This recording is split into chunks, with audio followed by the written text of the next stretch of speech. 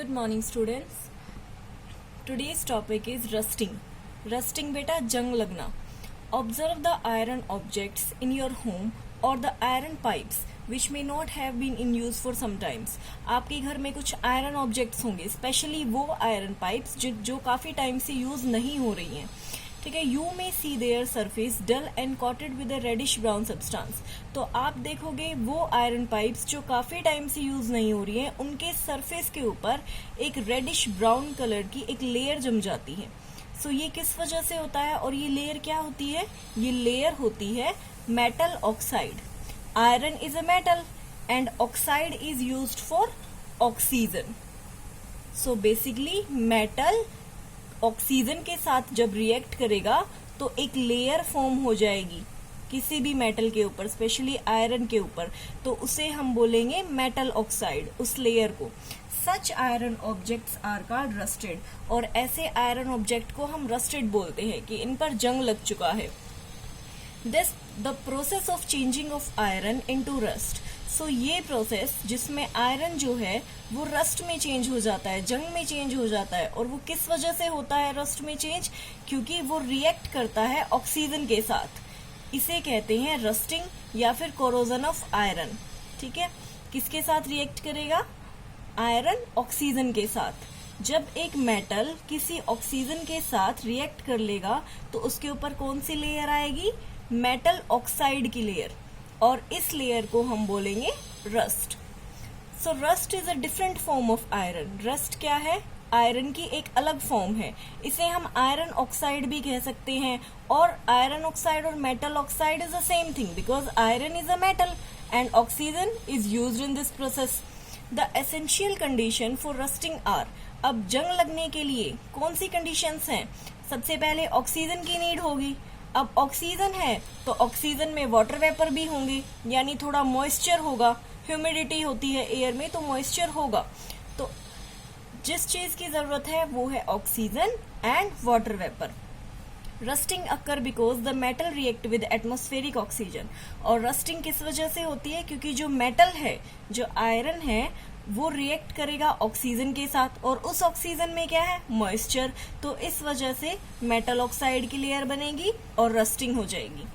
The rusting of iron occurs when iron react with oxygen. It's the same thing, it's a chemical formula basically कि rusting iron के लिए हम Fe use करते हैं.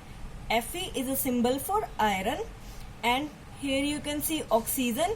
This 3 and 4 इसे लेके ज्यादा कंफ्यूज मत होना बेटा, ये बैलेंस किया गया है, बैलेंसिंग के लिए किया गया है. बैलेंसिंग जरूरी होती है क्योंकि जितना हमने रिएक्टेंट लिया उतने ही अमाउंट में हमें प्रोडक्ट चाहिए होता है. सो बैलेंसिंग जरूरी है. Ferrous, Fe for ferrous.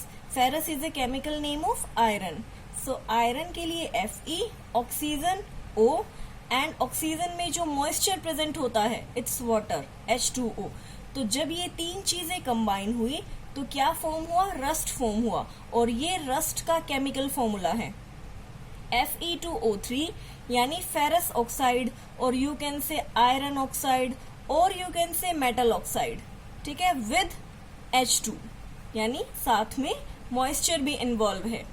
सो ये केमिकल फॉर्मूला है रस्ट का. इस रिएक्शन को आप देख सकते हैं. ये एक प्रोसेस है जिसमें आयरन को रस्ट लग जाता है.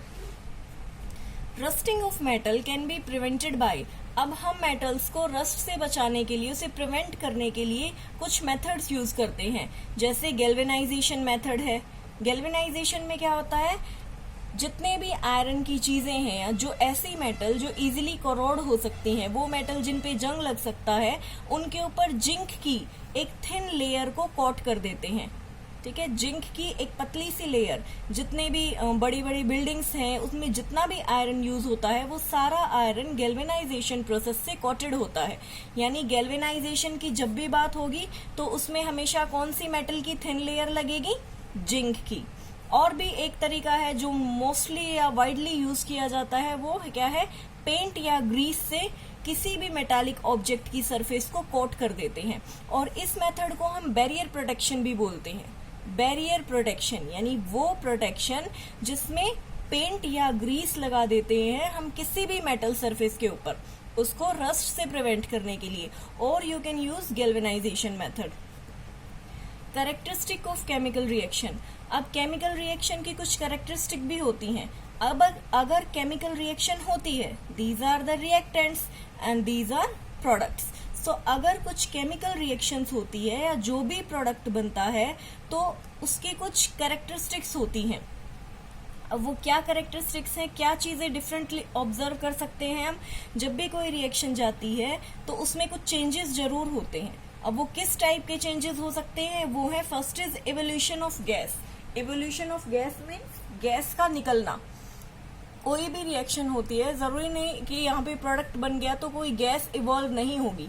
समटाइम्स एक गैस जरूर निकलती है, या तो वो बबल्स की शेप में निकल सकती है, या फिर वो डायरेक्ट, अगर फास्ट रिएक्शन है, ज्यादा एसिड जो है वो ज्यादा तेज है, खतरनाक है, तो फिर उस टाइप से गैस इवॉल्व होगी। Second is formation of a precipitate. Precipitate यानी आप देखते हो कोई भी जैसे लिक्विड को अलग कर दिया जाए और सॉलिड पार्ट को अलग कर दिया जाए, तो जो सॉलिड पार्ट होता है, छोटे छोटे क्रिस्टल्स होते हैं, उन्हें हम प्रेसिपिटेट बोलते हैं। तो ये क्या है, formation of precipitate. Change in colour, reaction proceed होते वक्त कलर चेंज हो जा, टेम्परेचर चेंज होना, टेम्परेचर इंक्रीज होना, टेम्परेचर डिक्रीज होना, या स्टेट चेंज होना, solid to liquid, liquid to gas, और गैस टू सॉलिड या गैस टू लिक्विड में चेंज हो जाना। सो ये कुछ चेंजेस हैं, सो वन बाय वन इनके बारे में पढ़ेंगे। First is evolution of gas. अगर कोई केमिकल रिएक्शन होती है तो उसमें गैस का इवोल्यूशन हो भी सकता है। इन सम केमिकल रिएक्शन, कुछ केमिकल रिएक्शन में इवोल्यूशन ऑफ गैस भी होती है, यानी प्रोडक्ट जो बनता है उसके टाइम पर कुछ गैस भी निकलती है, और ये गैस किस फॉर्म में निकलेगी, ये या तो फॉर्मेशन ऑफ बबल्स की फॉर्म में निकलेगी। अगर कोई रिएक्शन हो रही है और आप टेस्ट ट्यूब में बुलबुले देखते हैं, बबल्स देखते हैं, तो इसका मतलब कोई ना कोई गैस वहां पर प्रेजेंट है, कोई ना कोई गैस वहां पर फॉर्म हुई है।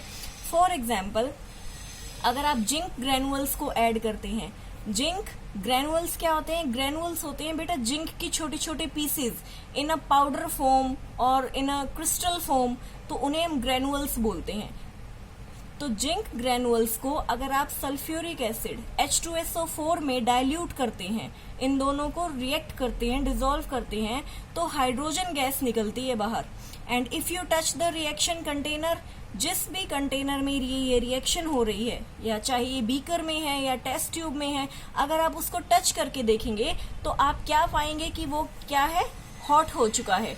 सो इट मीन्स वहां पर चेंज इन टेम्परेचर भी है, क्योंकि टेम्परेचर इंक्रीज हो गया, जिस बीकर में या जिस टेस्ट ट्यूब में आपने लिया वो गर्म हो गया, और यहाँ पर इवोल्यूशन ऑफ गैस भी है, गैस भी निकली इन फॉर्म ऑफ बबल्स।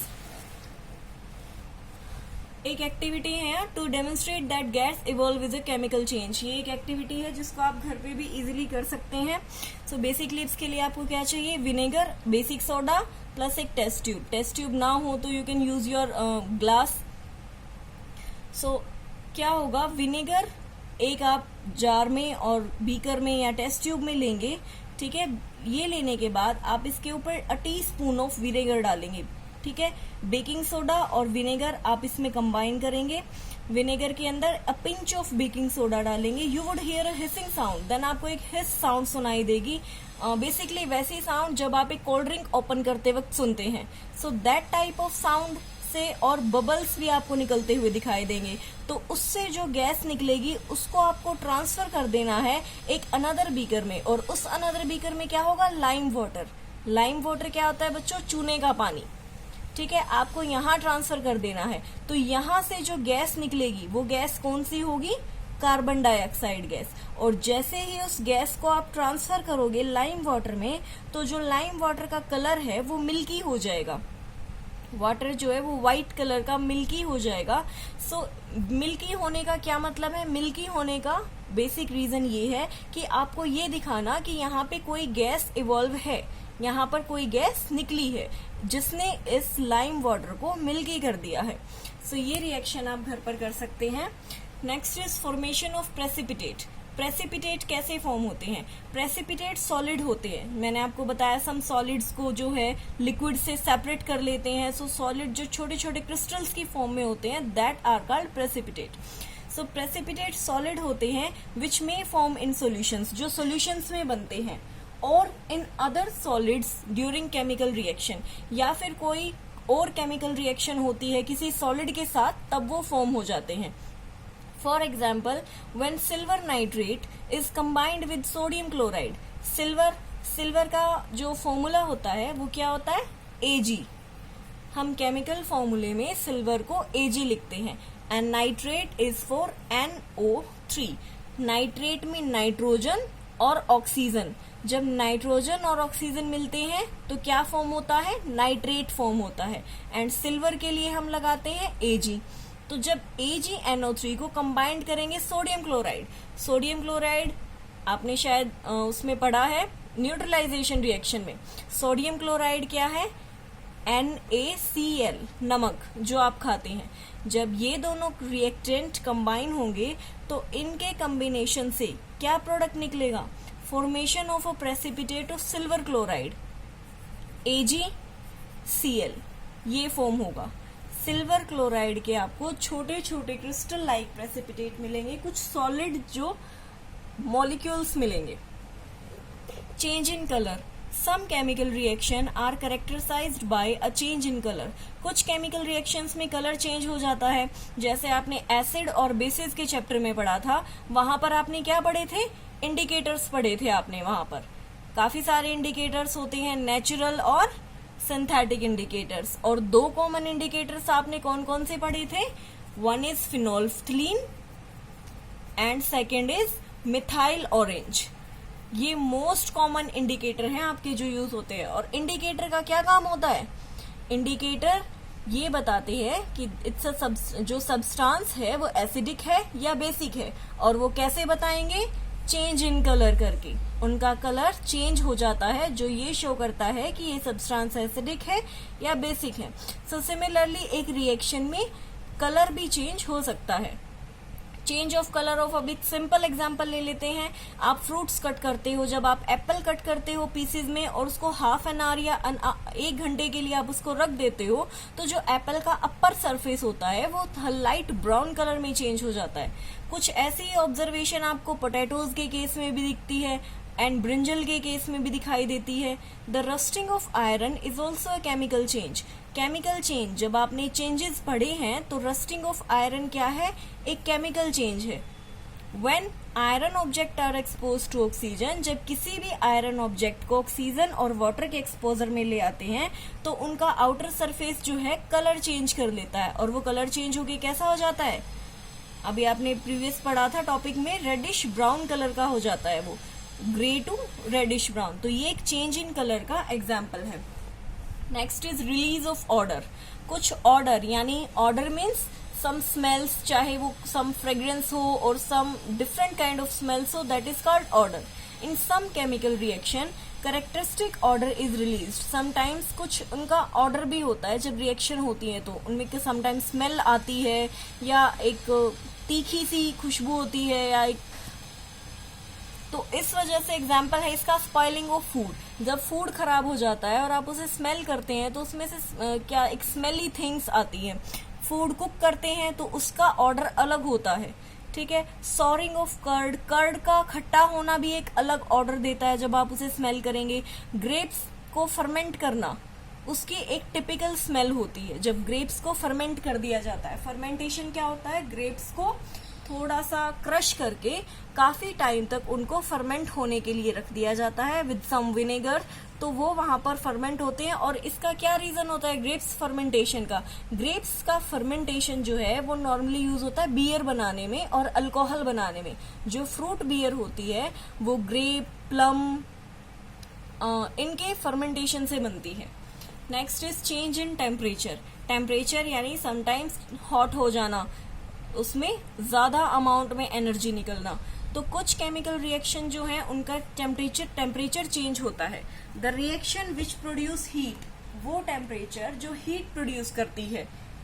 जैसे आपने कॉमन एग्जांपल लिया है, आप पहले जो था, जो सफेदी होती थी, जो व्हाइट वॉश होता था वो चूने में होता था, ठीक है। जब आप एक ड्रम में वो चूना डालते थे, आप अपने पेरेंट्स से पूछोगे तो वो बताएंगे आपको कि जब उसके अंदर आप वाटर डालते थे तो वो जो पूरा ड्रम होता है वो काफी ज्यादा उसके अंदर से हॉट हो जाता था, काफी गर्म, और उसके अंदर से गैस निकलती थी। तो वो एक एक्सोथर्मिक रिएक्शन है, यानी वो टाइप की रिएक्शन जिसमें काफी अमाउंट में हीट इन्वॉल्व होती है या हीट बाहर निकलती है। Heat release due to the reaction characteristics of a chemical reaction. Heat जो है वो डिपेंड करती है कि किस टाइप की रिएक्शन हो रही है। फॉर एग्जाम्पल, ऑर्गेनिक मैटर को डिकम्पोज कर रहे हो आप, उससे खाद बना रहे हो, ये भी एक एक्सोथर्मिक रिएक्शन है।